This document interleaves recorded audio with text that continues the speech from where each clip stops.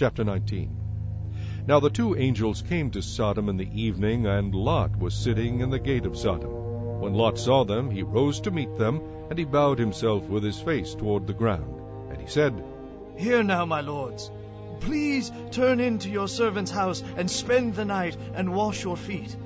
Then you may rise early and go on your way. And they said, No, but we will spend the night in the open square.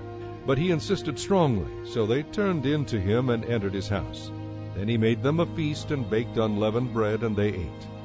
Now before they lay down, the men of the city, the men of Sodom, both old and young, all the people from every quarter, surrounded the house.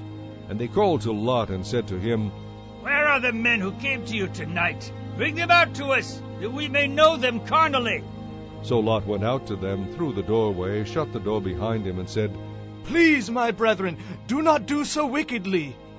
See now, I have 2 daughters who have not known a man. Please, let me bring them out to you, and you may do to them as you wish. Only do nothing to these men, since this is the reason they have come under the shadow of my roof. And they said, Stand back. Then they said, This one came in to stay here, and he keeps acting as a judge. Now we will deal worse with you than with them. So they pressed hard against the man Lot, and came near to break down the door. But the men reached out their hands and pulled Lot into the house with them, and shut the door. And they struck the men who were at the doorway of the house with blindness, both small and great, so that they became weary trying to find the door. Then the men said to Lot, Have you anyone else here, son-in-law, your sons, your daughters, and whomever you have in the city?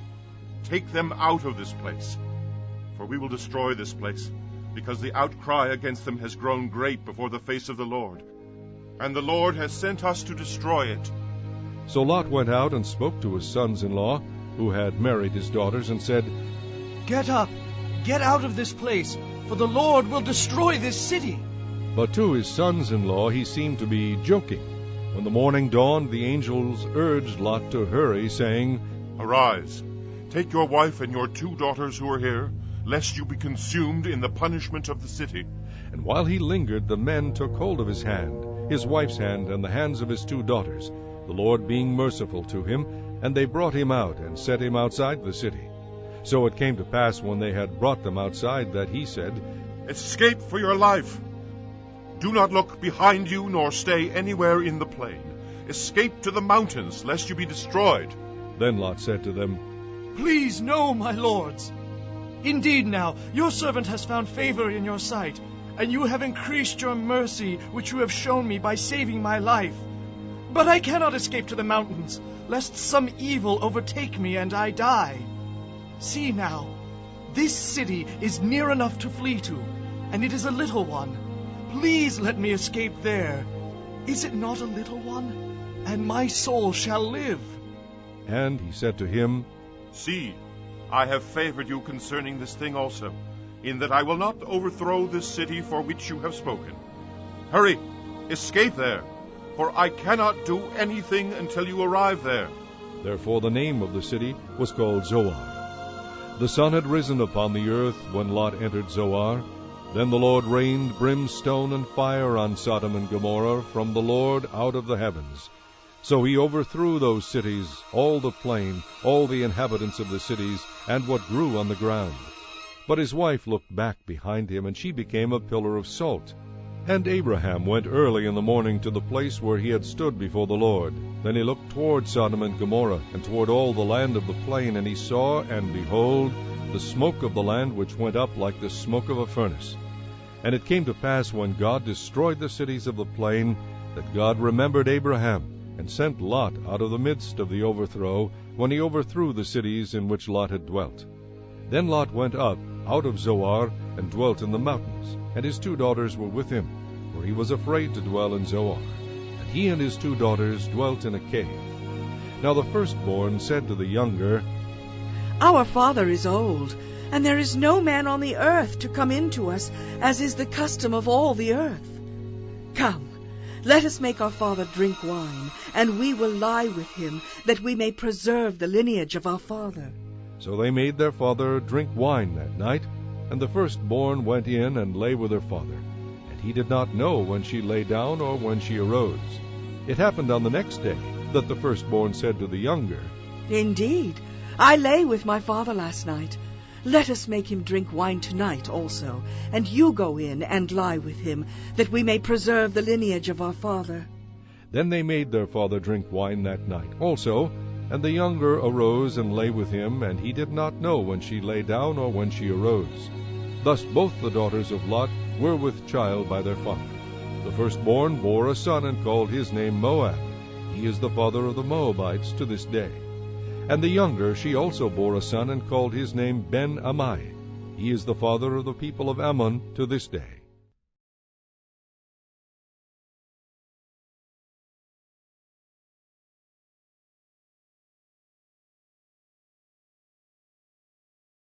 Chapter 20. And Abraham journeyed from there to the south, and dwelt between Kadesh and Shur, and stayed in Gerar. Now Abraham said to Sarah his wife, She is my sister. And Abimelech king of Gerar sent and took Sarah. But God came to Abimelech in a dream by night, and said to him, Indeed you are a dead man, because of the woman whom you have taken, for she is a man's wife. But Abimelech had not come near her, and he said, Lord, will you slay a righteous nation also? Did he not say to me, She is my sister? And she, even she herself said, He is my brother. In the integrity of my heart and innocence of my hands I have done this. And God said to him in a dream, Yes, I know that you did this in the integrity of your heart, for I also withheld you from sinning against me. Therefore I did not let you touch her. Now therefore restore the man's wife, for he is a prophet, and he will pray for you, and you shall live. But if you do not restore her, know that you shall surely die, you and all who are yours. So Abimelech rose early in the morning, called all his servants, and told all these things in their hearing, and the men were very much afraid. And Abimelech called Abraham, and said to him, What have you done to us? How have I offended you, that you have brought on me and on my kingdom a great sin? You have done deeds to me that ought not to be done. Then Abimelech said to Abraham, What did you have in view, that you have done this thing?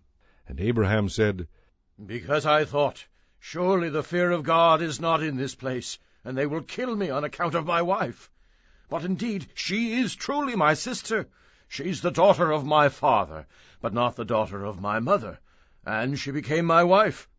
And it came to pass, when God caused me to wander from my father's house, that I said to her, This is your kindness that you should do for me.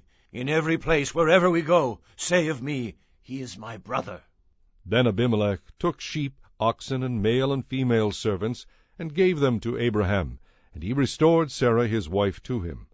And Abimelech said, See, my land is before you. Dwell where it pleases you. Then to Sarah he said, Behold, I have given your brother 1,000 pieces of silver. Indeed, this vindicates you before all who are with you and before everybody. Thus she was rebuked. So Abraham prayed to God, and God healed Abimelech, his wife, and his female servants. Then they bore children, for the Lord had closed up all the wombs of the house of Abimelech because of Sarah, Abraham's wife.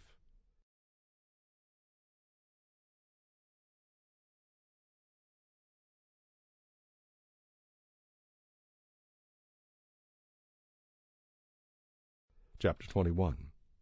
And the Lord visited Sarah, as he had said, and the Lord did for Sarah as he had spoken. For Sarah conceived and bore Abraham a son in his old age, at the set time of which God had spoken to him. And Abraham called the name of his son who was born to him, whom Sarah bore to him, Isaac. Then Abraham circumcised his son Isaac when he was 8 days old, as God had commanded him. Now Abraham was 100 years old when his son Isaac was born to him. And Sarah said, God has made me laugh, and all who hear will laugh with me. She also said, Who would have said to Abraham that Sarah would nurse children? For I have borne him a son in his old age. So the child grew and was weaned. And Abraham made a great feast on the same day that Isaac was weaned. And Sarah saw the son of Hagar, the Egyptian, whom she had borne to Abraham, scoffing. Therefore she said to Abraham, Cast out this bondswoman and her son, for the son of this bondswoman shall not be heir with my son, namely with Isaac.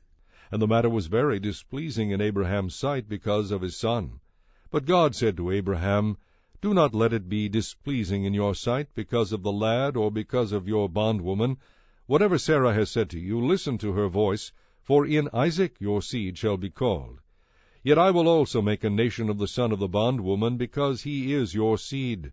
So Abraham rose early in the morning, and took bread and a skin of water, and putting it on her shoulder, he gave it and the boy to Hagar, and sent her away. Then she departed and wandered in the wilderness of Beersheba. And the water in the skin was used up, and she placed the boy under one of the shrubs. Then she went and sat across from him at a distance of about a bowshot, for she said to herself, Let me not see the death of the boy. So she sat opposite him, and lifted her voice and wept. And God heard the voice of the lad. Then the angel of God called to Hagar out of heaven, and said to her, What ails you, Hagar? Fear not, for God has heard the voice of the lad where he is. Arise, lift up the lad, and hold him with your hand, for I will make him a great nation. Then God opened her eyes, and she saw a well of water. And she went and filled the skin with water, and gave the lad a drink. So God was with the lad, and he grew and dwelt in the wilderness, and became an archer. He dwelt in the wilderness of Paran, and his mother took a wife for him from the land of Egypt. And it came to pass at that time that Abimelech and Phicol, the commander of his army, spoke to Abraham, saying, God is with you in all that you do. Now therefore swear to me by God that you will not deal falsely with me, with my offspring, or with my posterity, but that according to the kindness that I have done to you, you will do to me, and to the land in which you have dwelt. And Abraham said, I will swear. Then Abraham rebuked Abimelech because of a well of water which Abimelech's servants had seized. And Abimelech said, I do not know who has done this thing. You did not tell me, nor had I heard of it until today. So Abraham took sheep and oxen, and gave them to Abimelech, and the two of them made a covenant. And Abraham set 7 ewe lambs of the flock by themselves. Then Abimelech asked Abraham, What is the meaning of these 7 ewe lambs, which you have set by themselves? And he said, You will take these 7 ewe lambs from my hand, that they may be my witness that I have dug this well. Therefore he called that place Beersheba, because the two of them swore an oath there. Thus they made a covenant at Beersheba. So Abimelech rose with Phicol, the commander of his army, and they returned to the land of the Philistines. Then Abraham planted a tamarisk tree in Beersheba, and there called on the name of the Lord, the everlasting God. And Abraham stayed in the land of the Philistines many days.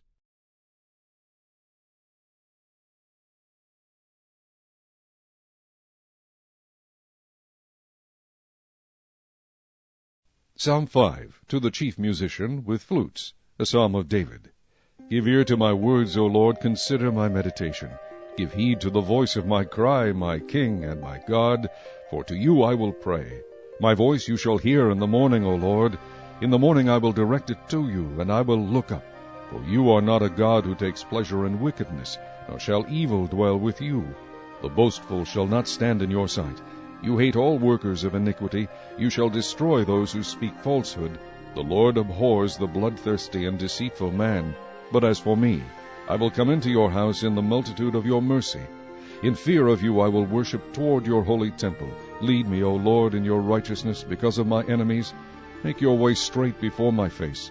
For there is no faithfulness in their mouth. Their inward part is destruction. Their throat is an open tomb. They flatter with their tongue. Pronounce them guilty, O God. Let them fall by their own counsels. Cast them out in the multitude of their transgressions, for they have rebelled against you. But let all those rejoice who put their trust in you. Let them ever shout for joy, because you defend them. Let those also who love your name be joyful in you. For you, O Lord, will bless the righteous. With favor you will surround him as with a shield.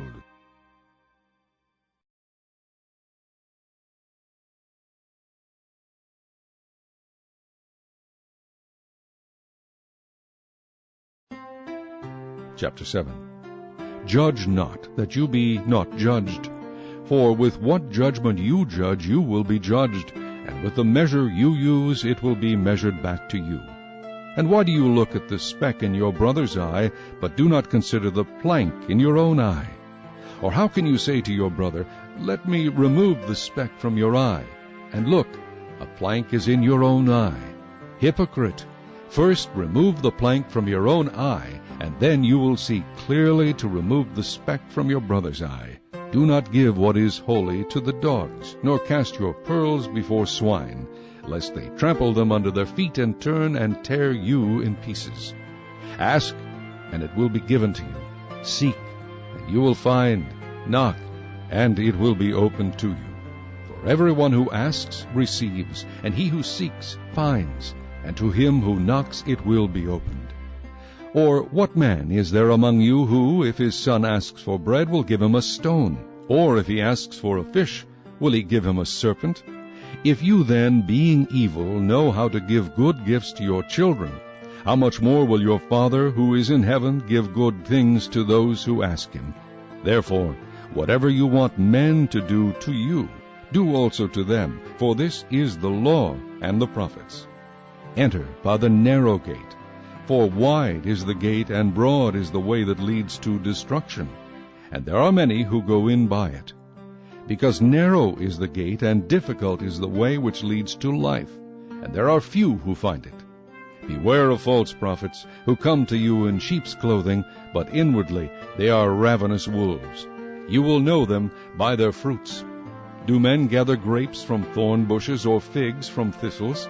Even so, every good tree bears good fruit, but a bad tree bears bad fruit. A good tree cannot bear bad fruit, nor can a bad tree bear good fruit. Every tree that does not bear good fruit is cut down and thrown into the fire. Therefore by their fruits you will know them. Not everyone who says to me, Lord, Lord, shall enter the kingdom of heaven, but he who does the will of my Father in heaven. Many will say to me in that day, Lord, Lord, have we not prophesied in your name, cast out demons in your name, and done many wonders in your name? And then I will declare to them, I never knew you. Depart from me, you who practice lawlessness. Therefore, whoever hears these sayings of mine and does them, I will liken him to a wise man who built his house on the rock. And the rain descended, the floods came, and the winds blew and beat on that house, and it did not fall, for it was founded on the rock. But everyone who hears these sayings of mine and does not do them will be like a foolish man who built his house on the sand. And the rain descended, the floods came, and the winds blew and beat on that house, and it fell, and great was its fall. And so it was, when Jesus had ended these sayings, that the people were astonished at his teaching. For he taught them as one having authority, and not as the scribes.